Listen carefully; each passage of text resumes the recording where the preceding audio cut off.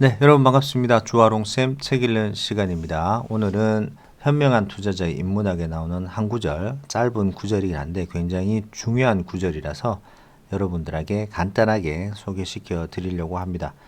이 책은요, 로버트 헤그스트롬이라는 분이 지으셨고요. 지은이 같은 경우에는 10권의 저서가 있는데 뉴욕타임즈 베스트셀러로 선정된 바도 있는 좋은 책을 많이 쓰신 분인 걸로 알고 있습니다. 그 중에 제가 지금 오늘 갖고 온 것은 현명한 투자자의 인문학이라는 책이고요. 그 안에 투자자가 용감해질 때와 소심해질 때라는 짧은 챕터인데요. 요 내용이 굉장히 중요해서 여러분들과 함께 나누어 보고자 갖고 왔습니다. 천천히 읽어 드릴 테니까 천천히 곱씹으면서 들어보시면 좋을 것 같습니다. 책 내용 들어가도록 하겠습니다. 투자자가 용감해질 때와 소심해질 때. 유명한 사회심리학자인 딘 프로이트에 따르면 투자자들은 소위 월터 미티처럼 행동하는 경향이 있다. 월터 미티는 제임스 서버의 단편 소설 월터의 상상은 현실이 된다에 나오는 주인공이다. 소설은 1939년 뉴요커지에 처음 실렸고 1947년 데니 케이 주연의 영화로도 만들어졌다. 월터 미트는 고압적인 부인에 주눅들어 사는 온순한 사내다. 용감한 영웅으로 마술처럼 변신하는 몽상을 하면서 하루하루를 보낸다. 마누라의 독설에 벌벌 떨다가도 다음 순간 혼자서 위험한 미션을 수행하는 대담한 폭격기 조종사가 되곤 한다.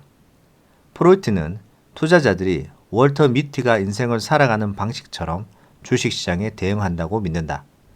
시장이 평온할 때 사람들은 용감해지고 많은 위험을 기꺼이 수용한다.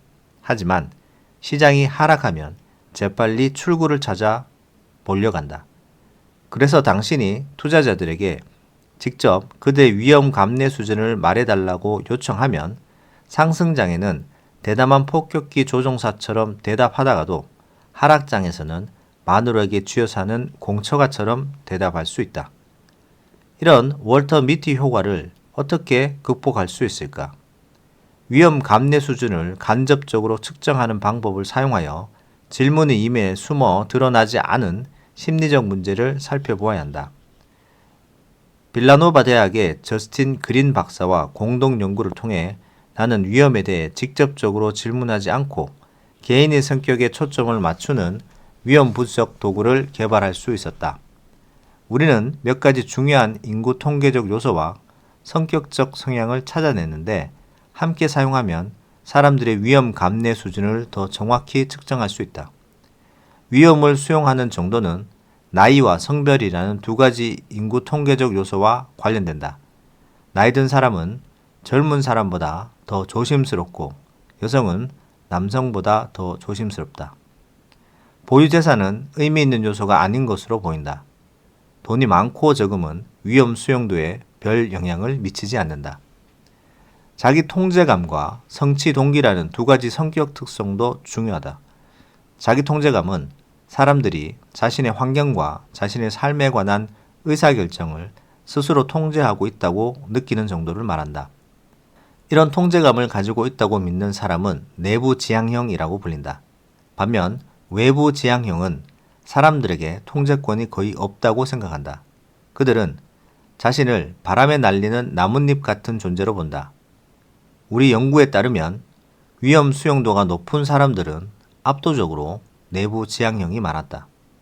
두 번째 특성인 성취 동기는 사람들의 목표 지향적인 정도를 의미한다.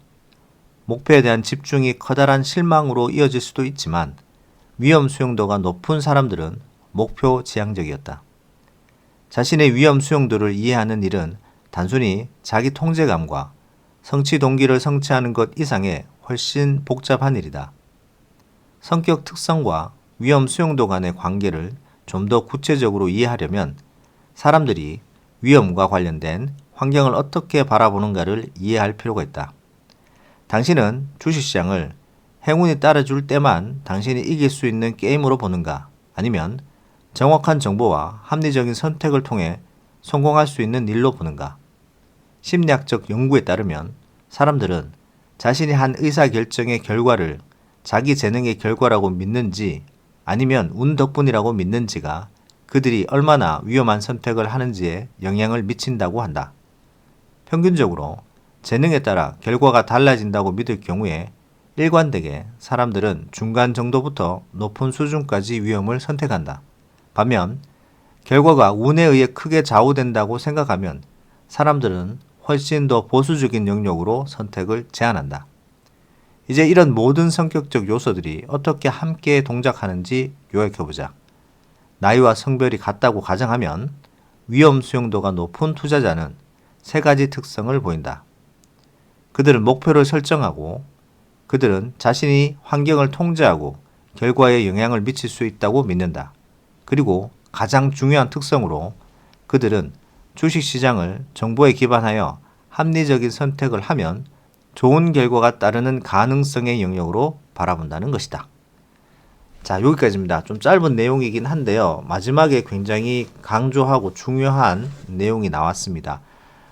사람들이 주식 투자와 같이 위험한 선택을 할 때 성격적 요소들 중에서 어떤 부분들이 가장 큰 특징을 보이는지가 나타났습니다. 목표를 설정하고 자기 스스로 환경을 통제하고 결과에 내가 영향을 미칠 수 있다고 믿는 사람, 그리고 가장 중요한 것은 주식시장을 정보에 기반해서 내가 합리적인 선택을 하면 좋은 결과가 반드시 따른다는 가능성의 영역으로 본다는 것입니다. 여러분들은 투자를 할 때 어떤 성향으로 투자를 하시는지 이거를 다시 한번 들어보시면서 생각해 보시면 투자에 많은 도움이 되실 거라 생각이 됩니다. 오늘은 여기까지 하도록 하겠습니다. 내용 도움 되셨다면 좋아요, 구독하기 꼭 눌러주시기 바랍니다. 감사합니다.